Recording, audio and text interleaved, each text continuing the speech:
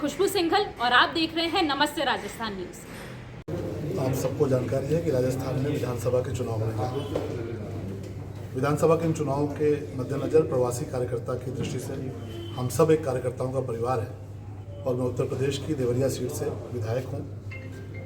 कार्यकर्ता होने के नाते हम सब राजस्थान में अपनी पार्टी की सेवा करने के उद्देश्य से यहाँ से आए हुए हैं और आज उसी दृष्टि से कार्यशाला रखी गई है जिसमें हम सब बैठ के किस प्रकार से पिछले 5 वर्षों के दौरान श्रीमान गहलोत जी की सरकार ने पूरे राजस्थान में जिस प्रकार से भ्रष्टाचार को बढ़ावा दिया, जिस प्रकार से अपराध को बढ़ावा दिया।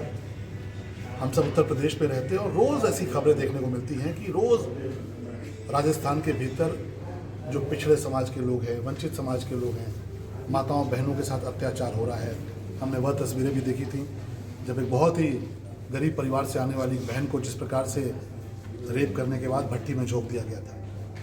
हमने कन्हैया लाल जी का कत्ल भी देखा था कि किस प्रकार से यहाँ पर जो उन्मादी तत्व हैं, जिस प्रकार से जो कट्टरपंथी ताकतें हैं, उन्होंने बहुत ही गरीब पृष्ठभूमि से आने वाले कन्हैया लाल जी का कितनी बेरहमी से कत्ल किया था।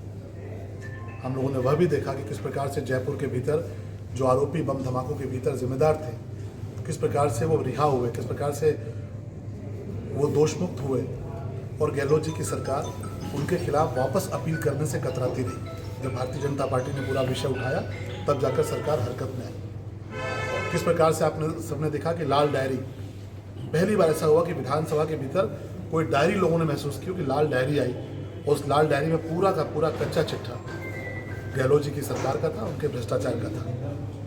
हम सब लगातार लोगों के बीच में जा रहे हैं, राजस्थान की महान जनता के बीच में जा रहे हैं और पूरी तौर पे राजस्थान की जनता ने मन बना लिया है कि सरकार को उखाड़ फेंकना है, क्योंकि ये सरकार भ्रष्टाचार को बढ़ावा दे रही है। अपराध हो रहे हैं, माताओं बहनों के साथ तमाम तरह की आपराधिक घटनाएं हो रही हैं, लोग सुरक्षित नहीं हैं और काम के नाम पे तो कुछ हुआ नहीं। अभी मैं लोगों से पूछ रहा था तो लोग बता रहे थे कि पिछले 4-4.5 वर्षों में कोई काम नहीं हुआ, आपस में लड़ते रहे, सरकार बचाते रहे और अब जब सरकार जाने की बारी है तो कहीं कहीं कुछ काम शुरू करा के दिखाने का प्रयास हो रहा है कि काम शुरू हुआ है। लेकिन राजस्थान की जनता ने मन बना लिया है, भारतीय जनता पार्टी की प्रचंड बहुमत की सरकार आने जा रही है। लोग प्रधानमंत्री जी के प्रति, प्रधानमंत्री जी के कार्यों के प्रति, भारतीय जनता पार्टी की नीतियों के प्रति पूरी तौर पर आश्वस्त है कि राजस्थान का विकास होगा और हम सब आज इन्हीं विषयों को लेकर अपने साथियों के साथ बैठेंगे, हमारे जो कार्यकर्ता साथी उनके साथ बैठेंगे और किस प्रकार से यहाँ की जो सरकार थी कांग्रेस की, उसकी जो खराब नीतियाँ रही हैं, उनके दौरान जो अपराध हुए हैं, उनके दौरान जो तमाम भ्रष्टाचार हुए हैं, उनको किस प्रकार से लोगों तक पहुँचाना है, इसको लेकर अपनी रणनीति तैयार करेंगे। धन्यवाद। आपने देखा होगा कि बहुत से दल ऐसे हैं जिनके पास टिकट मांगने वालों की कोई संख्या ही नहीं है, उनके पास कोई जाता नहीं। ऐसे भी दल है जो अपनी दुकान खोले बैठे हैं और लोग उनके यहाँ टिकट लेना नहीं चाहते। आप कहते हैं ना अनुशासनात्मक पार्टी है आपकी, मैं वही कह रहा हूँ। इस तरह से विद्रोह मतलब उभर के सामने आया, लोगों ने आग लगा दी, तोड़ फोड़ कर दी, वो कर दिया, तो ये इसको आपके सवाल पे आ रहा हूँ कि बहुत सारे दल राजस्थान के भीतर ऐसे हैं कि जहाँ पर प्रत्याशियों का उनके सामने संकट है, प्रत्याशी नहीं मिलते। भारतीय जनता पार्टी कार्यकर्ताओं का दल है, कार्यकर्ताओं का परिवार है। हम कोई परिवारवादी पार्टी नहीं है। हमारे यहाँ कार्यकर्ता जो दरी बिछाने वाला कार्यकर्ता होता है वो देश का प्रधानमंत्री बनता है, प्रदेश का मुख्यमंत्री बनता है। आप मोदी जी को देख सकते हैं और तमाम सारे ऐसे राज्यों को देख सकते हैं। ठीक है, कार्यकर्ता है, हमारे अपने परिवार के लोग हैं। कहीं थोड़ी बहुत नाराज़गी हो सकती है लेकिन हमारे परिवार के लोग हैं।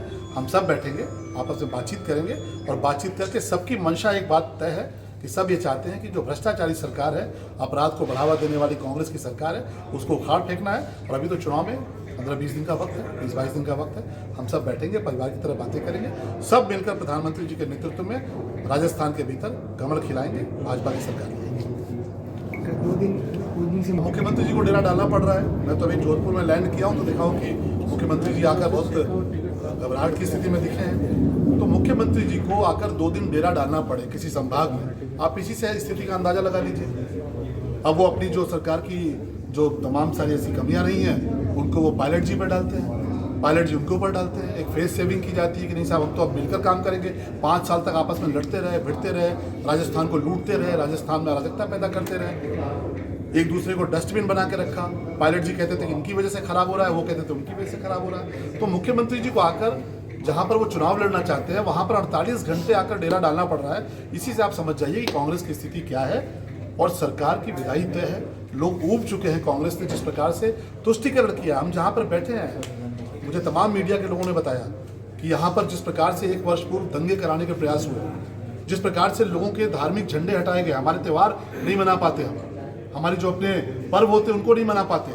यहाँ सरकार हमारे तमाम त्यौहार हैं उन पर एक प्रकार का प्रतिबंध लगाती है। इसी प्रकार की स्थिति उत्तर प्रदेश में थी कि जब वहाँ कांवड़ यात्रा निकलती थी तो लाठियाँ बरसती थी, जब कांवड़ यात्रा निकलती थी तो उसमें प्रतिबंध लगता था।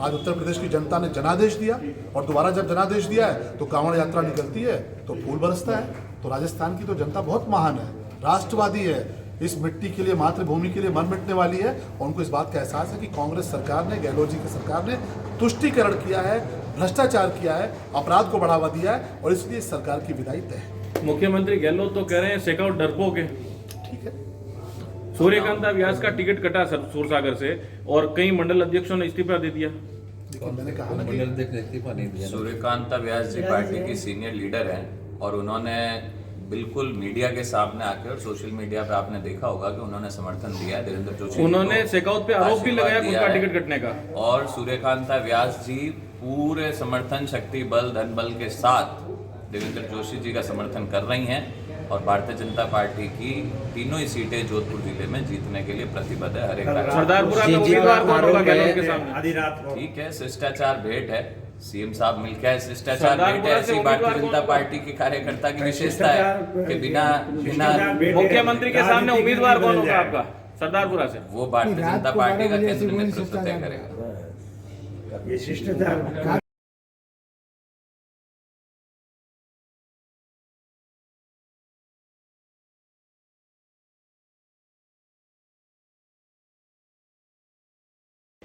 खबरों का सिलसिला यूं ही जारी रहेगा। आप देखते रहे नमस्ते राजस्थान न्यूज़।